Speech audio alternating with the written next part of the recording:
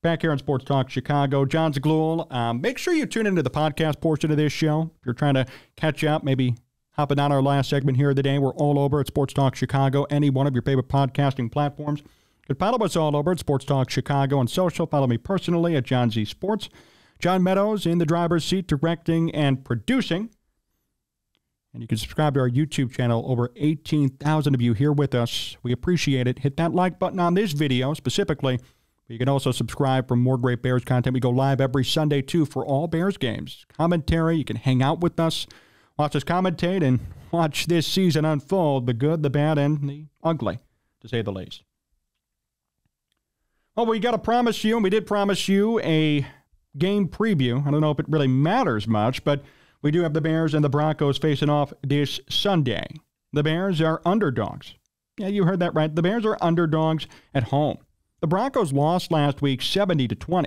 The Broncos gave up 70 points defensively. And guess what? The Broncos are favorited on the road against the Bears. That's not a joke. This is not me lying. This is true. The Broncos are favorited. Last time I looked at the lines, 2.5 points. They're favorites by a field goal, the Broncos. And they lost 70-20 last week. Keep that in mind. I've never heard of that before. Let me just say that. The Broncos, much like the Bears, are another team that are very disappointing this year, and I thought they'd be better than this, I will say. Sean Payton is an excellent NFL head coach. Probably should be a Hall of Famer one day. Super Bowl winner, established pedigree and lineage in the NFL, but so far he's 0-3. And his team gave up 70 points. Russell Wilson, believe it or not, is having a great statistical season, but he has no wins to show for it, and people are calling for his head out in Denver. But Wilson actually has a 99.5 passer rating. Bears fans would kill for that right now. So for those of you who criticize Wilson, I will say, Justin Fields is down at 67.7 on the rating scale. Fields has 526 yards, 3 touchdowns, 4 picks. Wilson, 791 yards, 6 touchdowns, 2 picks.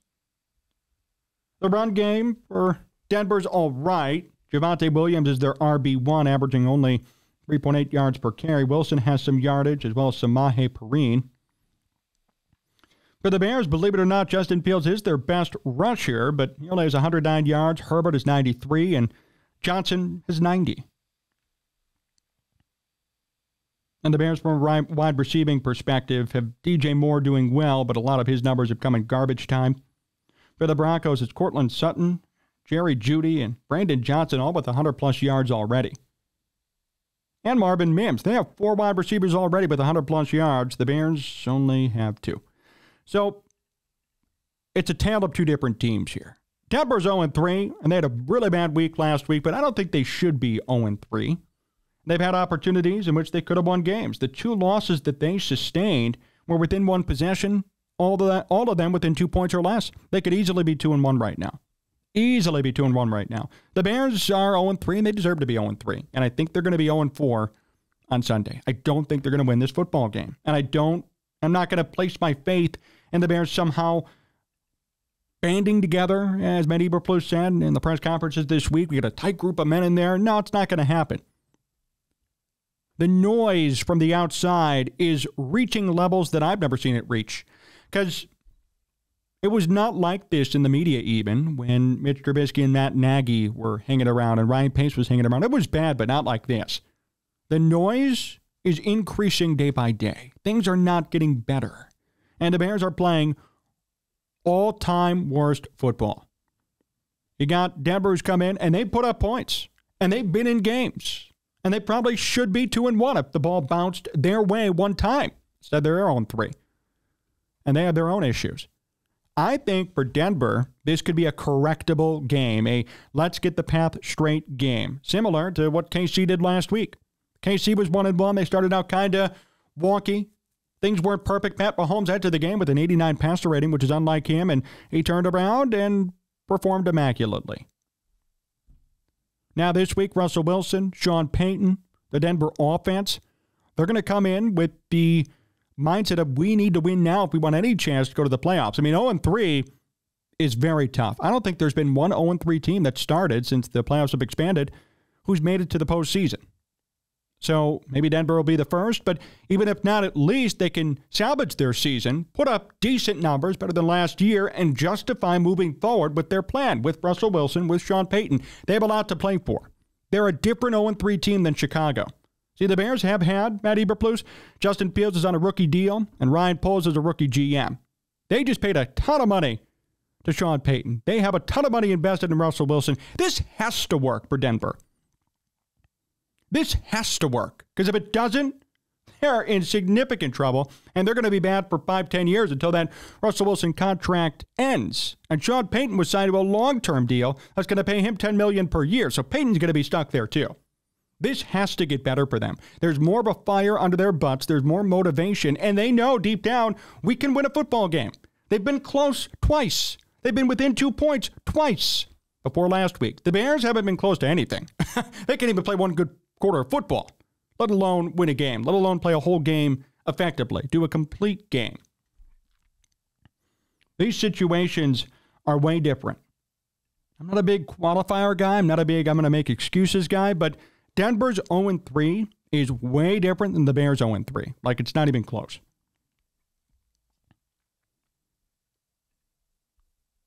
I'm not expecting a victory for the Bears, even though they're going to be at home, even though they're facing a team that gave up 70 points. Let me ask you this, too. The Dolphins have Tua Tagovailoa, who is the MVP of the first 3 weeks of the season. They have Raheem Mostert at running back. They have stud wide receivers like Tyreek Hill. They have an okay defense. They're 3-0. Do you really think the Bears are going to put up even 20 points against Denver? Denver's defense is so bad, and the Bears' offense is even worse. What difference will it make? You really think Fields and company are going to band together like Matt Eberflus says and put up a 30 spot, let alone even more, on Denver's defense? No way! Because the Bears have faced somewhat weak defenses. Green Bay's not perfect. Tampa's not perfect, and even the Chiefs aren't. It's not like they faced a shutdown defense yet. They faced decent defenses. Middle of the road, some of them better than middle of the road, maybe top 10, but they haven't faced an elite defense, and they're putting up nothing. You really think that this weekend they're going to put up, again, a 30, 40 spot against Denver's defense? No.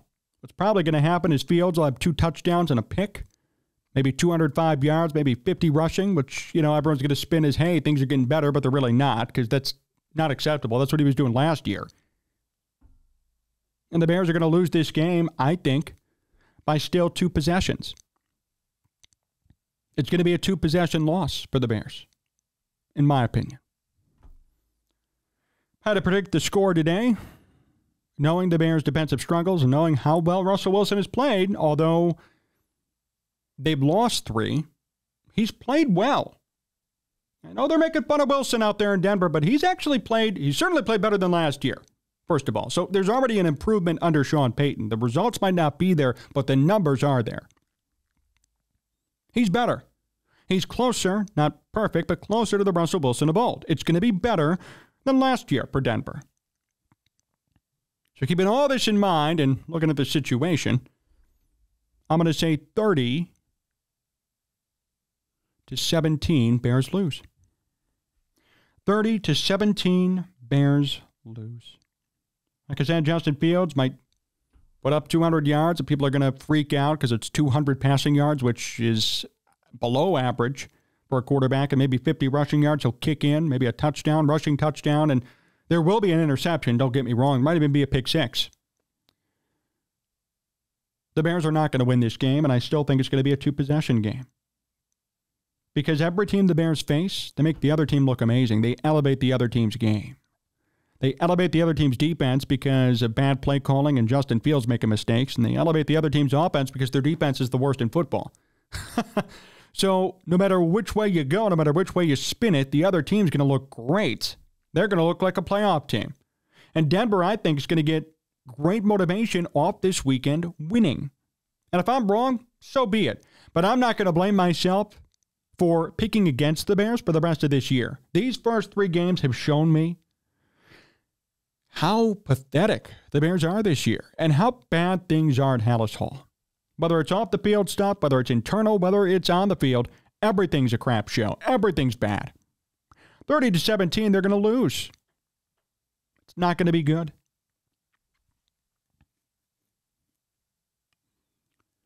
The Bears, if they lose by that much, which is what I'm expecting, are going to be subject to more criticism.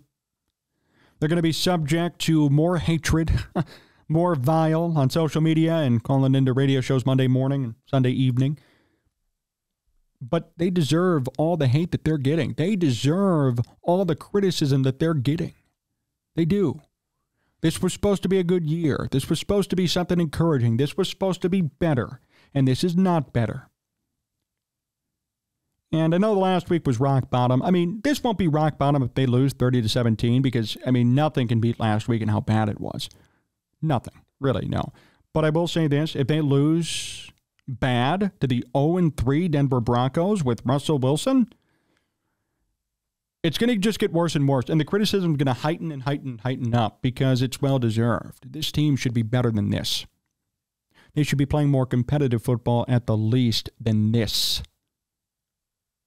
It's so bad. So bad. They gave up 70 points last week, and the Bears are probably going to lose to them. 30-17. So maybe it is rock bottom. Maybe I'm wrong. Maybe this will be rock bottom. This team just gave up 70 points last week. They're also 0-3. They're also a major disappointment. And if the Bears lose to them 30-17, or even in general, maybe that will be truly rock bottom. Maybe that will cause something to change. I doubt it because obviously nothing's changed yet. But maybe that'll cause something to change up. I hope so. It's pretty bad in Bears land. It's pretty bad in Bears land. And yet, we continue to come back. And this is why the Bears are giving us a disservice. Because there are people out there who love this organization, who love this franchise, who understand its history. It's a storied NFL franchise. It's one of the original ones. And yet we have to sit here and be subject to this BS every single week, to this mediocrity. Mediocrity is a compliment in this sense. It is outright pathetic. We keep coming back. What a sad season for the Bears. I want to get to your comments here before we finish up the program today. Bears will be lucky to score 17 plus. I'm with you on that. This will be rock bottom because the Broncos gave up 70 points last week. Yeah, you and I are thinking the same way. I think the Bears will beat Denver in a close game, then everyone will think they've turned the corner, but they won't have. And I could see that happening too, because we all know how people work here in Chicagoland. We know how the media works. We know how the Bears work, right? They win a game, they beat Denver, close game, they pull it out, and everyone's going to be so happy. But the fact is, no matter what, then what? They're 1-3? Yeah, good luck. Good luck digging yourself out of that hole no matter what. It's still a bad situation, win or loss at this point, and that's how it's going to be for the rest of the year unless they pull off winning like 7 straight or 6 straight. Even 5 straight, maybe. I'll give them that. Bears will let their diamonds in the rough slip through the cracks. They'll most likely not give Bagent a chance. And they'll fail to realize that if any new head coach can come from this staff, it's Hightower. Yeah.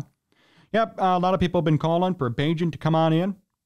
And Bagent at this point is still QB3. So I think it wouldn't be bad to bring him in. What do you have to lose at this point? I don't know how well he's going to play. I really don't because he faced third-string competition. But what do you have to lose at this point to give him a few opportunities? I mean, Justin Fields could not be playing any worse. So I don't see why you can't try Bagent and see what you get out of him. At this point, everyone is gone. And we'll end on that note because it's true. At this point, unless the Bears somehow turn it around and go 7-10, 8-9, 9-8, 10-7, it's a shame, and it's done. I want to thank everybody for hanging out and tuning in here to today's program. Appreciate everybody. Cities 92.9 FM, AM 1230, WJOB, ACTV, Aurora, Community Access TV, all of our great affiliates. You see them at the top of the screen. Support them. Hit up their websites and listen to theirs and watch their stations. Big thank you to John Meadows, directing and producing. Amish Country Farms is our sponsor, and the link is in the description of this video if you want to help them out and check out their page. Follow me all over at Sports Talk Chicago. Subscribe to the channel. Give me a like on this video and subscribe for more Bears content, more great Bears content. We're looking forward to seeing you guys very soon. It's a tough situation, but we hope it gets better. Until next time, everybody, so long.